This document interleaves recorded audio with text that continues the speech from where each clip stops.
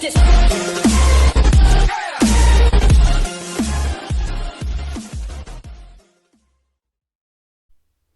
Hi and welcome to Review Geek 3000. You are here for one reason only, and that is to eat, sleep, game, repeat, to watch exclusive content. So please like, share, subscribe, smash that notification bell, and as always on this channel, stay awesome. So yes guys, welcome to the Contenders Corner podcast, episode 42, and we bring to you a Smackdown review and results here. So join us on YouTube every day for everything that is wrestling and more, guys.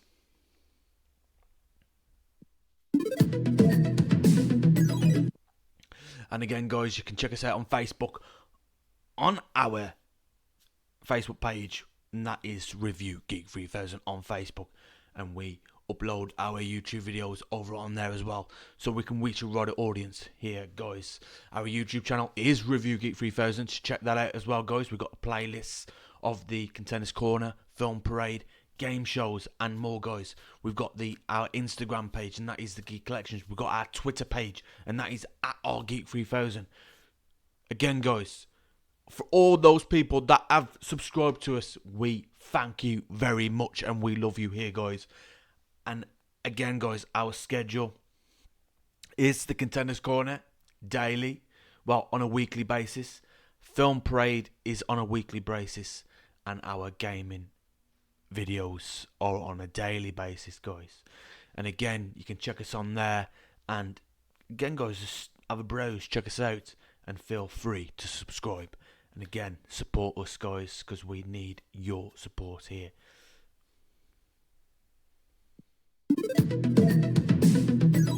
But this is what it's all about, and last night kicked off on Smackdown, guys. The road to WrestleMania is getting closer, guys, but we're only a month away from Fastlane.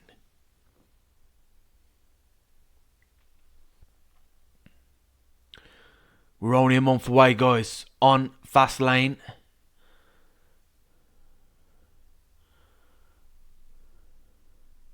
And last night we saw Roman Reigns decimate Daniel Bryan. We saw Apollo Crews and more, guys. But SmackDown went off the air with Roman Reigns standing tall over a fallen Daniel Bryan. The company has left things open heading into Fastlane next month as the Universal Champion took a shot at a potential challenger. Roman started the night with Jey Uso and Paul Heyman by his side as he insisted the blue brand needed him, and claimed the same was true for the Elimination Chamber, as he proved he operates at another level. But Edge stopped it from being a perfect night. The Tribal Chief told the Rated R Superstar he doesn't want or need a WrestleMania event with Reigns in his life, and Reigns doesn't want to hurt him. However, Daniel Bryan was he one to interrupt, as he suggested fans have called the head of the table a coward for the way he beat the leader of the Yes Movement after he already won an Elimination Chamber match. He issued a challenge for Fastlane, which was played down by Uso, who then used a distraction from Reigns to lay Bryan out. Backstage during the night, Edge focused on a major WWE plot hole in recent years as he interrupted Adam Pearce and Sonya Deville and argued about Daniel getting a shot at the Universal title before him, despite losing the same Royal Rumble he won. With seeds planted for a possible Bryan Edge Mania showdown, the main event was set, where if Bryan beat Jey, he'd get Reigns for the gold at Fastlane. If not, he'd team with Edge against Roman and his cousin. Typically, the two worked really well together until it became a wild brawl, ending in a double count out before Reigns charged in, escaped LeBell lock and took out Bryan with a spear and guillotine choke. And again, guys,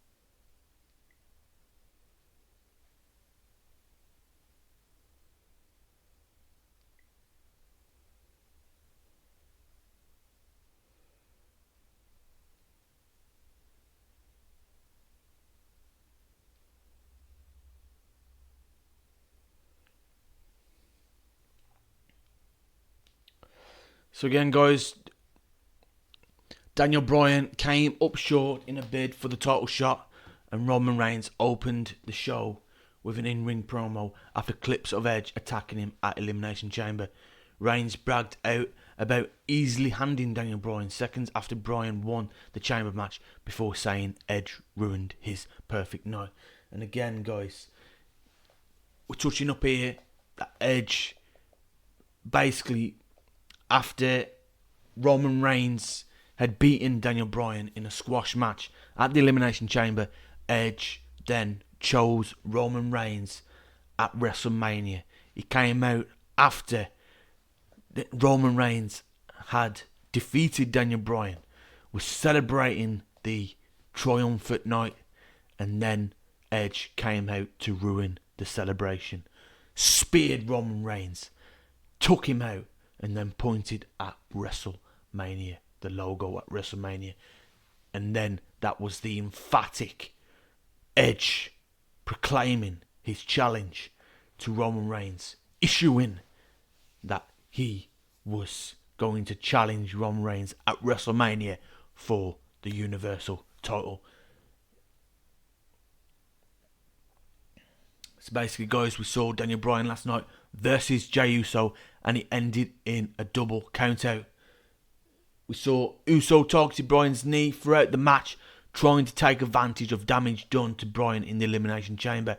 After Bryan tried to lock up a yes lock, Uso got to the ropes and action spilled outside. Uso drove Bryan's knee into the ring steps and continued to attack until both men were counted out.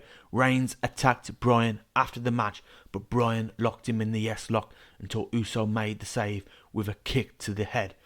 Reigns then hit a spear and choked Bryan out with a guillotine as the show went off the air.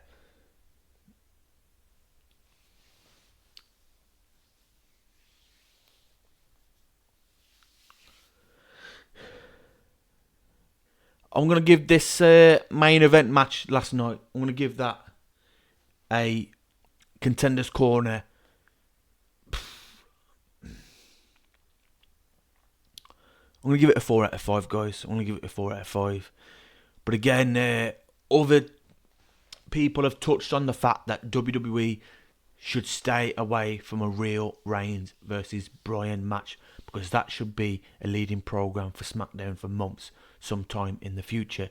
What are your thoughts on that, guys? What are your thoughts on, should WWE stay away from Reigns versus Bryan just for a little while until after WrestleMania has played out? What are your thoughts on that, guys? What are your thoughts on that? Should they held it off straight away? Is it too soon for Daniel Bryan and Reigns to enter into a slobber knocker? But again, guys, that is what are your thoughts on that? Let's get this conversation on this channel, guys. Let's make this a conversation here. Let's get this conversation going. Bianca Belair makes a WrestleMania statement here, and Bianca Belair was welcomed to the ring by Adam Pearce and Sonya Deville to announce her choice for the WrestleMania title shot. Before she could answer, she was interrupted by Reginald, who told Belair that she had been elevated by Sasha Banks' genius after teaming with her at WrestleMania. No, at the Elimination Chamber, sorry. After Reginald told Belair that her decision would be a bad one if she challenged Banks, Banks came to the ring. Banks told Belair she can't be the EST of WWE because she is the best, which makes Belair second best. Belair promised to make Banks eat her words, making the challenge to Banks official with a point at the WrestleMania sign. Belair vs Banks at WrestleMania has been a match most fans have wanted to see. The two women are outstanding wrestlers with big personalities, and the match should be tremendous and absolutely should main event one of the two nights of WrestleMania. That said, Banks' promo came off a bit awkward, and this is a pairing that does not need the inclusion of Reginald. Reginald is a fun minor character for the show, but Banks and Belair are more than capable of carrying the program without a goofy third wheel. Again, guys, Again, we're seeing the Reginald coming out here. But again, guys, Sasha Banks and Belair, they're on a scale that they don't need to be carried by some guy or woman in their promos. They are perfect stars. Sasha Banks is at a level now where she doesn't need to be carried by nobody. But again, I want to give this promo a 3.5 out of 5. Then we saw Otis and Chad Gable, and they were in a match against Rey and Dominic Mysterio via. Again, guys, it was Chad Gable and Otis who won on the night after Otis hit Rey with a splash from the second rope. Again, guys, it was Otis and Chad Gable who defeated Dominic and Rey Mysterio. So here, I'm going to give that a 3 out of 5. Again, guys, we saw Apollo Crews and Shinsuke Nakamura. And it was Apollo Crews who defeated Nakamura on the night. After an Olympic Slam variation before the match, Crews said Big E's disrespect caused him to reflect on his roots as a man of Nigerian descent, calling himself a real African American and talking about his Nigerian ancestors. Again, guys, it was Apollo Crews who defeated Shinsuke Nakamura via pinfall, and I'm going to give that a 3.7 out of 5, guys. Then we had the Street Profits versus Sami Zayn and King Corbin. And it was the Street Profits who defeated Sami Zayn and King Corbin via pinfall. And I'll give this a Contenders Corner match rating a 3.6 out of 5. And it was Montez Ford who hit Sami Zayn with a frog splash there. Then we have Seth Rollins and Cesaro came face to face here. And it was Rollins told Cesaro that he always seems to come up short and that they could take over if they would join forces. Rollins told Cesaro to think it over, but Cesaro took him down and executed a Cesaro wing. And I'll give again, guys, they are, as of late, guys, WWE are doing the right thing here. They're pushing guys who haven't been pushed in recent years, and to see Cesaro getting some kind of push here, as well as Sheamus on Raw, it is great to see, guys. And I am liking the Seth Rollins wanting to work with Cesaro here, and we will see how this plays out in months to come, guys. I'll give this a promo here, rating 4 out of 5 here. It was good to see Cesaro attack Seth Rollins here, and I'm going to grade that a 4 out of 5. Again, guys, the show itself, I'm going to give that a 3.8 out of 5. And this is the Smackdown review, guys. But again, in other news, guys, we saw the Big Show go over to AEW, guys. There are big news ahead on the road to Revolution, guys. We've got Kenny Omega defending his title against Jon Moxley, guys. But also, guys, WrestleMania, we have got Edge versus Roman Reigns.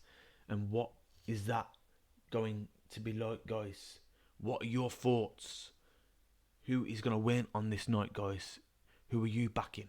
Roman Reigns or Edge at WrestleMania? But again, guys, we have got a month to go. We have got one more pay-per-view, guys. The Fast Lane before WrestleMania. And this is Review Geek 3000 on the Contenders. Well, we're in the commentary box on the Contenders Corner here. And this was a Smackdown review, guys. And I'll see you on the next one.